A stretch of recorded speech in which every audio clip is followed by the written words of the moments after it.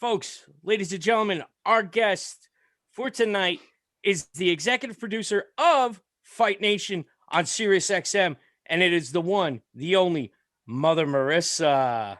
Hi. Hello. Hello. Hi, everybody. How you guys doing? Good. How you Great. doing? Doing all right. Good. Working 7:30 Eastern and still working, but breaking up the day with something fun. Have you had to yell at Dave today? Oh, well. That's a yes.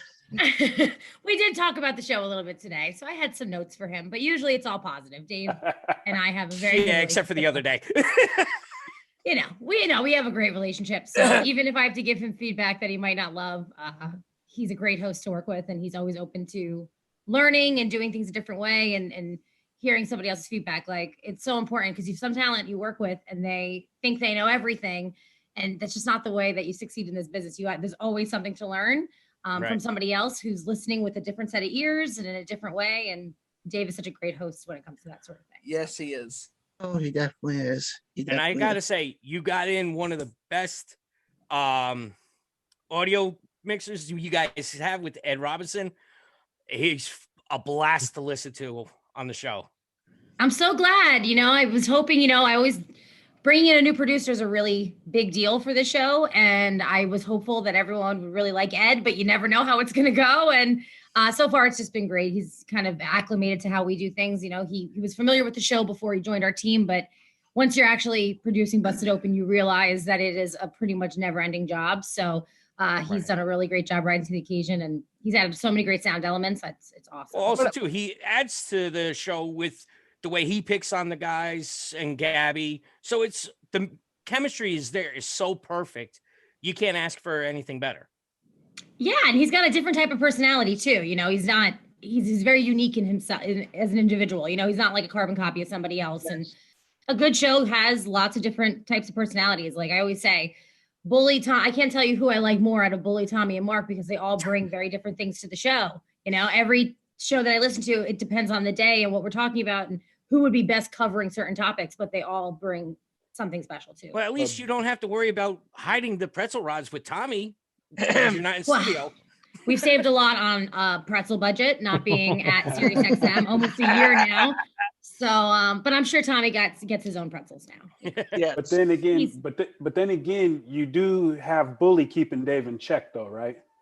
Bully keeps Dave in check, and then Dave keeps Bully in check. At the end of the day, what's on air is on air. Behind the scenes, though, Dave's going to call the shots before Bully's going to. So, but Bully understands that, I think. This is true. It's great to have you on again. Hey, this is awesome.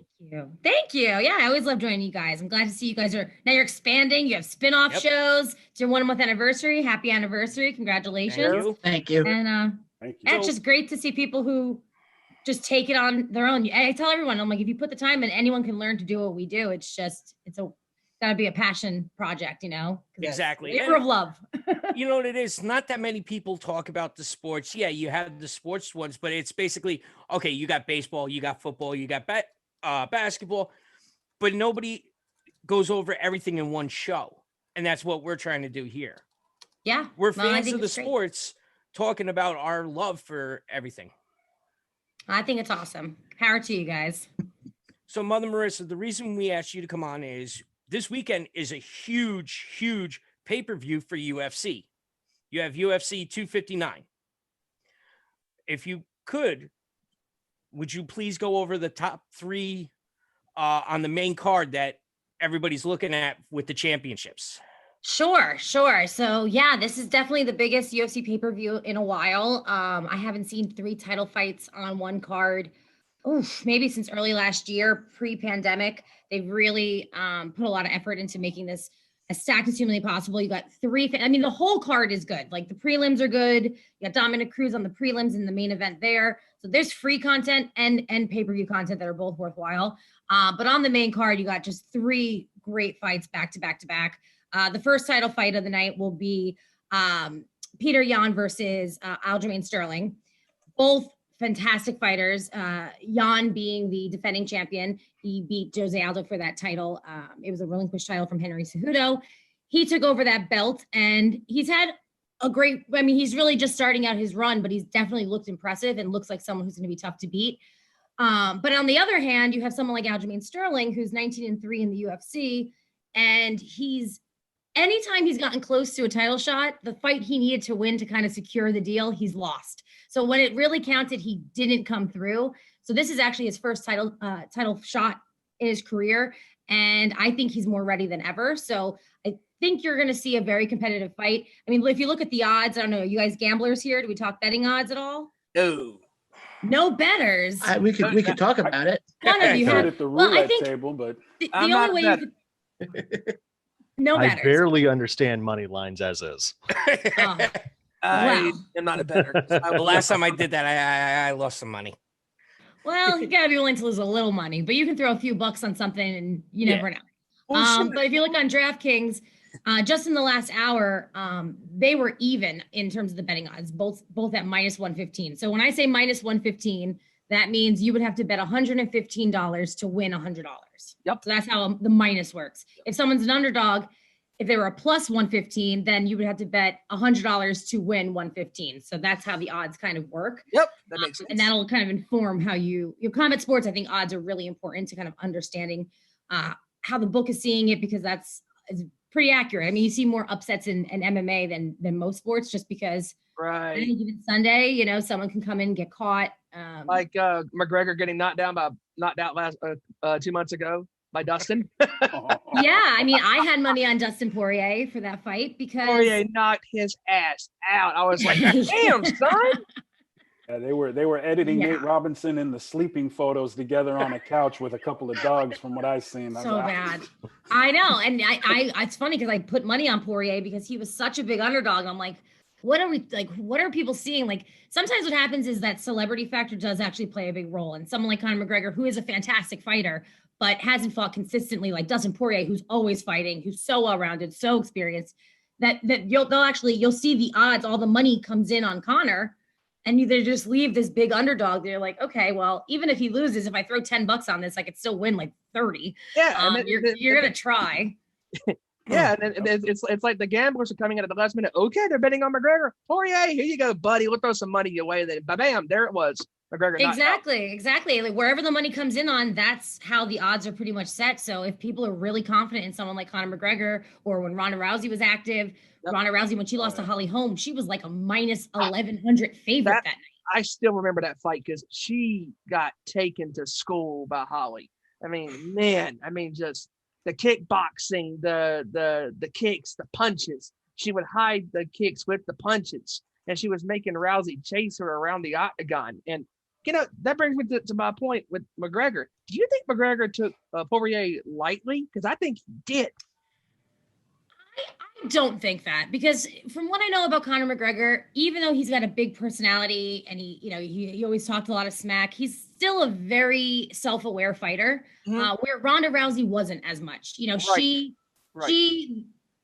was so dominant and so massive that I think when she lost, the rug was pulled out from underneath her, and she didn't know how to react to it. And another woman on this card, Amanda Nunes, then beat her in her second loss. Yep. So I think with Conor, there's no way a guy like Dustin Poirier, who's been in this game for so long, would be taken lightly by anybody, I don't think. And Conor, if you see his post-interview, and the fact that Conor McGregor stayed in the octagon for a post-fight interview after losing, a lot about Conor McGregor as a fighter too. He's great in defeat. He always has been. And that's why he's easy to keep following. Whereas Ronda Both times she lost out of the octagon, didn't talk to anybody. She still doesn't talk to MMA media. Years later, she just doesn't like to talk about her MMA career. But no, I think Conor's he realized that if you're going to be at the highest level in the lightweight division, which is the toughest division, or wherever you're going to fight, you got to be active, because you're going to be at a disadvantage every single time. Once a year fighting is not going to be enough. I guess a guy like Dustin Poirier. And you bring up Amanda's fight with Megan. Man, that fight looks like it's going to be just a knock him out, drag him up. Cat fight. Yeah, for Megan. Megan's going to get her ass whooped, I think, by Amanda. Yes, I think so. I think, it's always one of those tough things. When you have a really dominant champion, you always feel like they're due to lose in some dramatic fashion at some point. Like it's got to run out, right? And who knows? Maybe this will be that fight. I mean, Nunes is at a minus 1,000 currently. So Megan's on plus 650. Well, what you were just saying about Amanda and Megan, I pulled it up here on my phone. It's Amanda's at a minus 1250. Well, on DraftKings, that's what I'm going off of. But yes, okay, lots of different odds. And then Megan's up 750. I was like, oof. Yeah, those are not good odds if you are the person challenging for the title. I mean, look, the interesting thing about this fight is you have Amanda Nunes, who is a double champion. She holds the title in both the bantamweight division as well as featherweight. Megan is a natural featherweight, which is 145. Not a ton of competition at that weight class currently in women's mixed martial arts. Megan, there was like so many high hopes for her coming over to the UFC from Invicta, which is an all women's promotion. Right. And she's done all right, but she's 3-2 in the UFC, and she's had some good competition, but no one at the caliber and the well-roundedness of Amanda Nunes. So I think, you cannot bet against Amanda Nunes on this one. And back to just quickly, because I didn't say Jan Sterling, just to give you my pick for that. I wouldn't bet this fight. If you're a bettor, I wouldn't. I think I don't know which way it's going to go. I think Jan's going to try to strike. I think Sterling's going to try to take him down. Okay. We'll see who's more successful within the first few minutes of the fight. But either way, I'm going to give the edge to my boy, Aljamain Sterling, New Yorker. I think it's his time. I think he can get it done. I think he's in the prime of his career, and it's his chance. And then Amanda Nunes, let's just lay up on that one. And then the main event. I'm sorry. Do you see go ahead, please. On this card? Do you see any upsets or any creepers on this card? As I'm looking at it, it looks kind of like a nice little card and some preliminary card and the early preliminary card. But do you see any creepers up there? Quickly pull it up on my phone real quick. There's always going to be an upset on the card. I can promise you that. Oh yes, there's going to be some sort of upset. I was telling you guys earlier, I have been so wrapped up with Busted Open that outside of the title fights, I swear, like every time I look at this card, I'm like, oh wait, they're on this card. They're on this card. It's just such a stacked card. I haven't even had a chance to really kind of process it all. Let me see if there's a good underdog here that I can throw out there. The one fight I'm really excited for, and I don't see him on here in the bets, is Dominic Cruz versus Casey Kenny. Actually, I like that as an underdog. Dominic Cruz was a dominant champion, went through so many injuries, had to get both surgeries on both of his knees. Ooh. He does a lot of commentary now. He's a little older now. I'm sure he's a little slower now, but he's just someone that I feel like if he puts in the right time, could surprise you and come back because he's just that good. So he's a slight underdog against Casey Kenny at plus 110. I'd throw some money on Dominic Cruz. So if you're looking for a little dog, I would take him. Down there in the bantamweight, huh? Yes. The little guys put on the best fights sometimes. This is true. And then, Mother Marissa, I guess the main one is the light heavyweight title, champion versus champion. Champion versus champion. Huge career-making fight for Israel Adesanya and Jan Blachowicz. I mean, Jan Blachowicz, he won the title recently. He beat Dominic Reyes, who was this streaking fighter that everyone had their eyes on. People thought he beat John Jones for the title in his prior fight. So everyone was shocked when Jan knocked out Dominic Reyes in the second round. Like, I was shocked. I remember I did not expect that from Jan Blachowicz at this point in his career. So he's looking great at light heavyweight, but then you have a guy in Israel Adesanya, undefeated, definitely is being built into the face of the UFC. He's definitely taking over for whereas Jon Jones took over for like an Anderson Silva, I think Israel's taking over for a Jon Jones. And there's been a lot of heat between Jon Jones and Israel. And I think depending on how this fight goes, a fight between those two is really like the money fight out there. But it's not going to be an easy night. I mean, Izzy's moving up from 185 to 205. That's a 20-pound jump. His first fight at that level. The title is it's not his title on the line, it's Jan's that night. And Izzy's been saying he's going to stay underweight. So typically you weigh in on a Friday, tomorrow's weigh-ins. Both fighters would make 205 on the dot because it's a title fight, and then you put your weight back on because you replenish.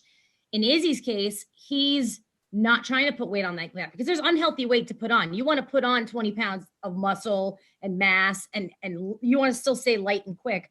So he's going to be around what they're saying around 193 tomorrow, which is it's over 10 pounds under kind of where Jan's going to start. So Jan will be the bigger guy on fight night.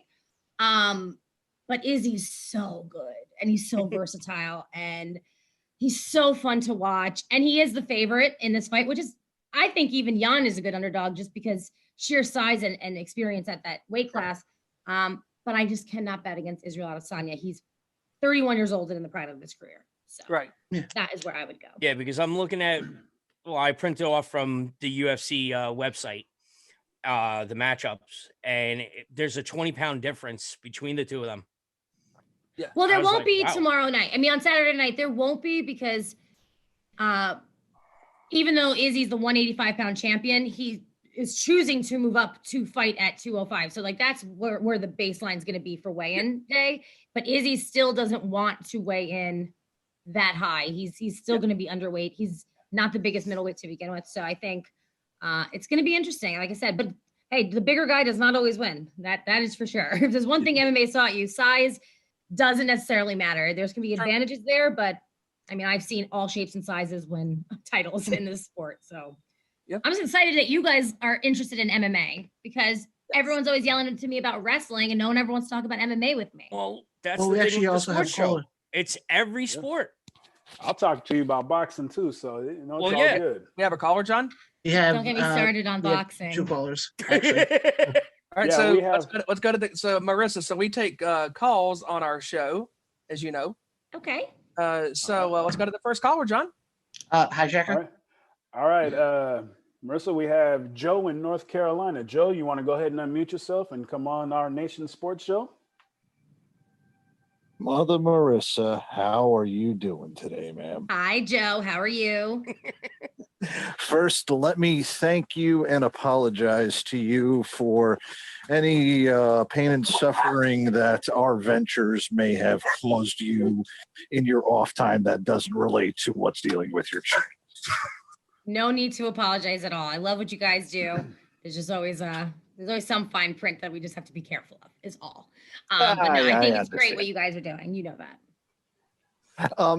Marissa, I'm glad hiJacker was talking about boxing because we've talked to the commission, we've talked to Jerry Cooney regarding the state of boxing on the Nation show.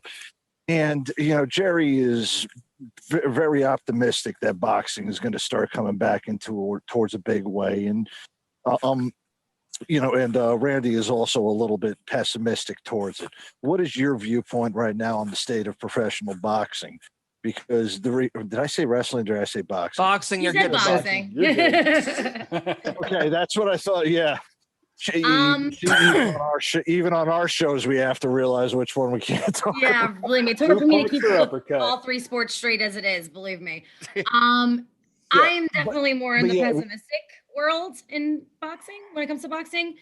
I just every time you think that boxing is going to have like a great resurgence, and look, boxing is the kind of sport that they could put on a massive fight any day of the week, right? We've watched in the last few years, every year there's at least, Wilder Fury was a little over a year ago. It wasn't that long ago that was a huge, massive pay-per-view for the boxing world. So when they want to do it, they can still do it because it's the kind of sport that casuals will come back to. It's a classic sport. It's not like MMA. MMA, it's like a learned, you gotta like learn to love it, where boxing is just like people grew up with it.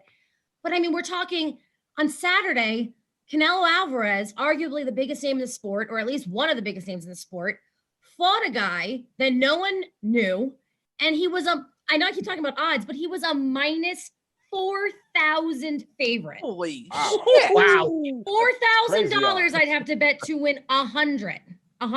Okay. So what is the state of boxing? The fact that your biggest names are fighting tomato cans. Like, that's the state of boxing, because there's so much power. And I understand that that's part of the contracts and their structure is very different and promoters are very involved, and the fighters, hey, they make more money in boxing. That's for sure.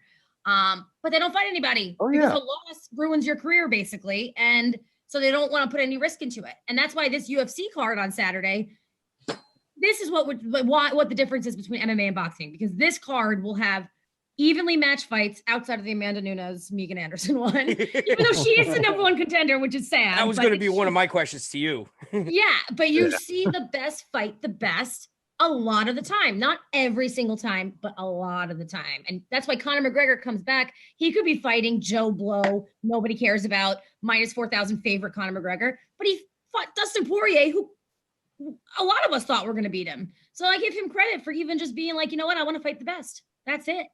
So I don't know what's going to happen with boxing, but I root for it all the time. I want to see for our channel, for just the fan base. You know, it can be great. It's just you have evenly matched fights. Oh, well, Marissa, I'll tell you, 259 is shaping up to be a card that kind of reminds me back when Brock Lesnar was actually in the UFC, one of those cards. And I'm talking, and you might be surprised to hear this because of how much we talk about wrestling and all that. I'm a UFC fan going all the way back to the Forrest Griffin days. Okay, so that's how old school I am with that one. Forrest was my guy. And this card is actually giving me a little bit of a vibe on that. But I did want to say one thing about boxing. And it kind of actually does go back a little bit to wrestling, because Nick Aldis was on Busted Open today. He saw the amount of money that was generated by the Mike Tyson and Roy Jones Jr. fight. And you can ask all the hosts that are on here. We were all watching it together. We stayed up till 2:00 in the morning. In fact, I think you actually you gave me a little nudge on that one about us watching boxing. But, and that's what you watch. That fight is the one you choose. Hijacker, right? Come on. No. Hold on. I'm gonna. I know. I'm just busting you. No. I watched it too. Believe me. Yeah, and it's because of the nostalgia and the reminiscence right now. There is no name in boxing right now that is larger than life the way that Mike Tyson was.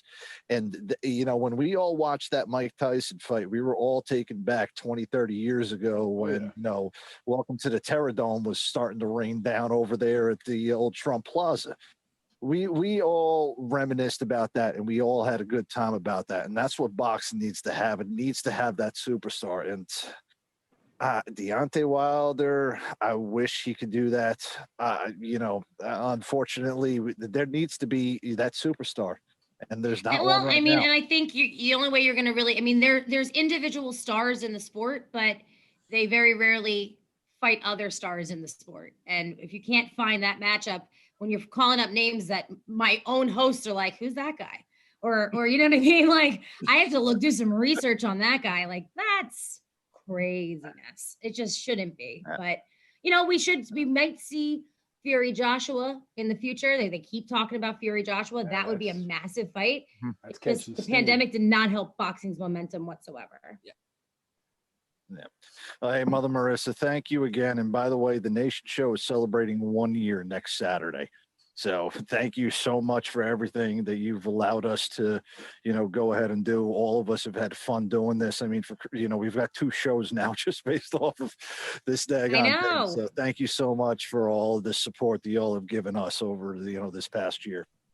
And back at you. I mean, so much support from the nation all the time. And yeah, we're coming on a year from when, we were not live and everyone freaked out. I know that one time we didn't go live and the whole world ended. So it's pretty crazy, but congratulations to all you guys. Thank you. All right. Thank you. All right. So we got one more caller from Discord. John from South Jersey. Go ahead and unmute yourself. You're on with the Our Nation Sports Show, buddy. What's up? I had to hit the right key. Mother Marissa, thank you for joining us. I am one of those ones that say the only reason I still have SiriusXM. Is for Busted Open is not a lie. I'm going on 30-year MMA fan. So if you can't find anybody to speak MMA with, hit me up. I will gladly talk hours of MMA with you anytime, of the day or night. I just wanted to go over a couple quick things on the main card that you guys were discussing. I am not betting one single dime on any of these fights just because the money lines and odds are so crazy. I'm just going with my picks, and that's it. And this is the first one I have not bet on, probably in about a dozen or so main cards or pay-per-views. Basically, I think at the end of the night, everyone is still. I don't know why. I don't know why they have Megan in there against the Lioness. You are literally throwing the lamb to the Lioness. Yes, Megan is good. Is Megan Lioness level? No.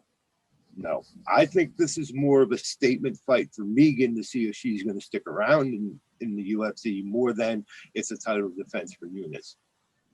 Well, you know what, too? I think the tough thing is with that fight, or just that division, they built the women's featherweight division kind of for Cyborg to come over and be able to finally fight in the UFC. Now she's no longer with UFC. Yes. Amanda Nunes is dominating both bantamweight and featherweight, and they don't have really a lot of challengers at featherweight right now. So Megan is actually like one of the more like correct choices, sadly. And that's what sucks about it. It's just, I wouldn't bet it either, because if Nunes loses, you're getting such shitty odds. It's like there's no point of even trying. Yeah, you're absolutely right though. The divisions, there's really nobody at Nunes' level right now in either division. And I hope they do. I really like Megan. I've liked her since Invicta in her early fights. She just has this. She's just one of those long, lean body types that can keep you away, but she does have excellent ground game in wrestling. Why is Dominic Cruz? That's the bad part. That's the hard part for Megan. That's DNA. That's not training. That's just DNA. Yeah. Why is Dominic Cruz not on the main card? Come on, you put him on the prelim. Is ESPN? Did they just put him on the prelims to get people to watch the prelims? It's Dominic Cruz. That's exactly why they're doing it, though. You know what? In their mind, it's more beneficial to have him main eventing on ESPN on the prelims than to have him kicking off a pay-per-view that people are paying for. I hear you. I get it. I think at the point in his career, unfortunately, that's kind of a good spot for him. And I hope to see him get a W. It's going to be tough. And so you're picking Jan over Izzy?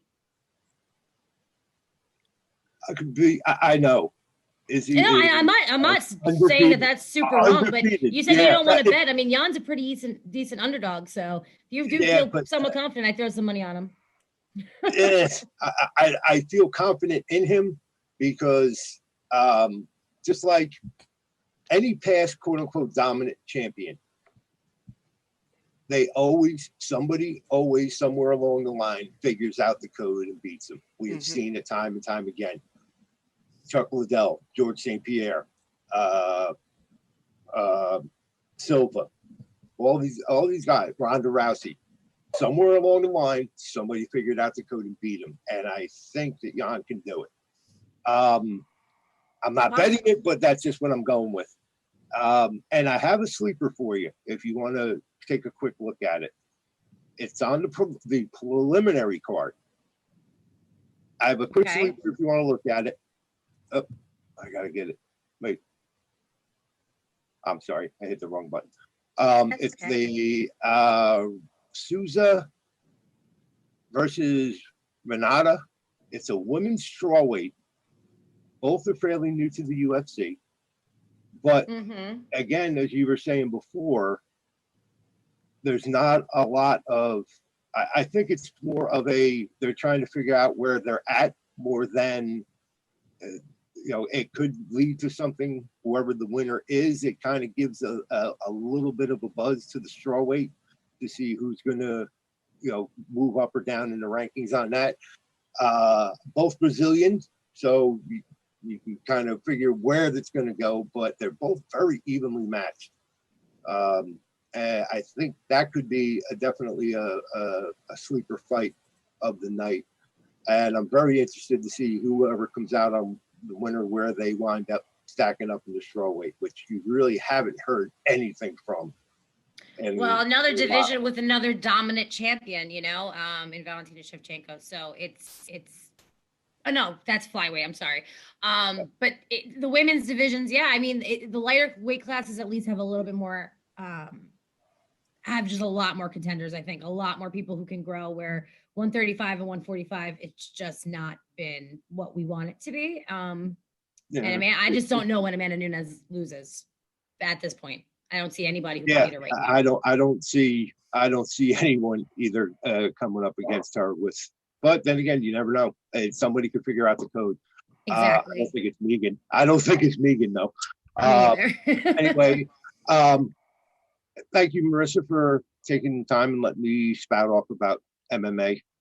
My second most favorite combat sport. Wrestling, of course, being number one. And boxing being a distant third still. And my comment on boxing, just to piggyback what you and Joe were talking about, you're not going to have anything in boxing until you get these friggin' promoters the hell out of the sport. Yeah. Too many belts, too many titles, too many organizations, too many people trying to get a hand in somebody's pocket. Yep. And the biggest handful of money they can get out of it. And you won't have anything decent in boxing other than maybe 1 or 2 marquee fights a year until these promoters and these organizations get together and say, okay, look, we can all make a little bit of money or we all can make a lot of money. What way do you want to go?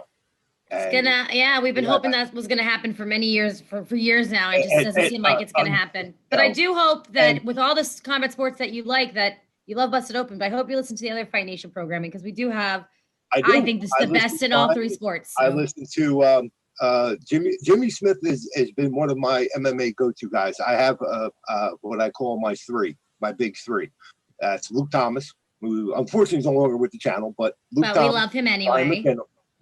Ryan McKinnell and Jimmy Smith. Those are my 3 MMA guys I go to and listen to. Of all the MMA people I can listen to, those are the 3 I listen to, because they usually give me A, the information I want, B, they don't give me a lot of BS with it. Not a lot of hype. They kind of tell it like it is, and that's why. Well, do me a favor. We just signed Dean Thomas. He just had his 3rd show today. He's hosting with RJ Clifford on Thursday nights on MMA Tonight on Fight Nation. I saw that. Check it out on demand, because I'm telling you, Dean will take this card and he's going to break it down in only the way that a guy at his caliber and at his coaching level can do. And he's just been such a breath of fresh air on the channel. And I'm like obsessed with Dean Thomas. So check him out. I think you'll like it a lot. Okay. Well, if he's paired up with RJ, then yes, I'll be listening. Yeah. Well, yes. RJ's always fun. He's a maniac. RJ's the best. All right. Like I said, he is. MMA. Anytime See you later. Talk MMA. Thank you, dear. Will do.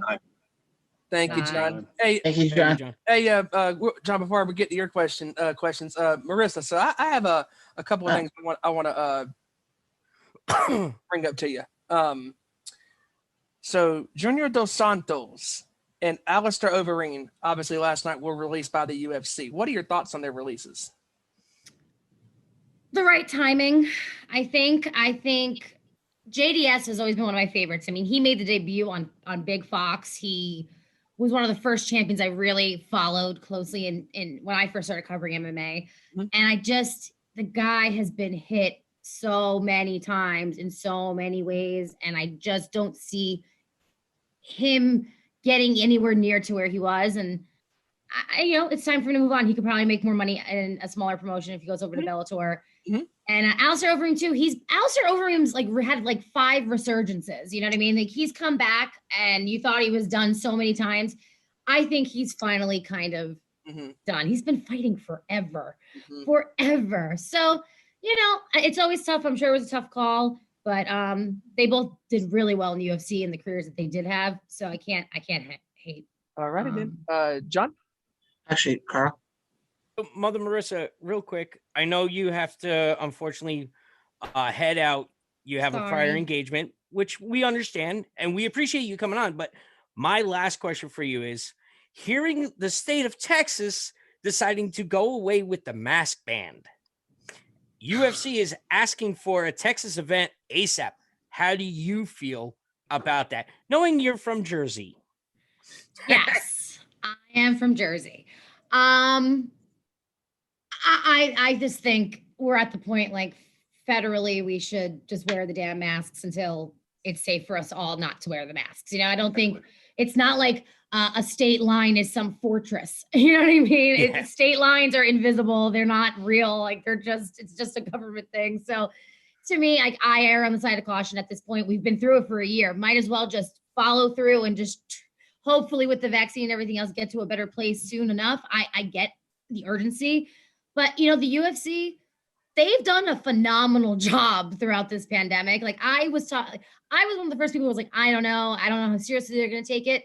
But everyone I've talked to, when they're on Fight Island in Abu Dhabi, I mean, they have created their whole own world to be safe. And yeah, fighters get knocked off of cards all the time because of their team gets COVID or they get COVID. Yes. But outside of that, I mean, at least the UFC's doing the right thing, reporting it. You know, Texas is Texas. Texas going to Texas. That's what they're going to do. I just hope Mark Henry keeps his mask on. That's all I care about. That's the only thing I care about in Texas is Mark Henry. So. And all and all my exes live in Texas. Oh Lord. Well, Oh boy. Half of my no. family's in Texas, and I don't think I'll be taking any trips out there soon if they're going to unmask. yeah, I was supposed to go to Houston 3 times now for a comedy festival. It's gotten rescheduled now for the 4th time. So now I'm supposed to be going to Houston in November. So hopefully by November things are more normal. But until then, this comedy festival keeps getting canceled. So I don't know if we'll ever see what normal is per se that we're used to. This is a whole new world. I hope. I think we've been through this we haven't been through this specific thing before, but we've been through many things in the history of not only our country but the world. You always find a way back. Maybe it won't be exactly the same, but it'll be pretty damn close. And we just got to be a little bit more patient. It's tough, but you got to do what you got to do.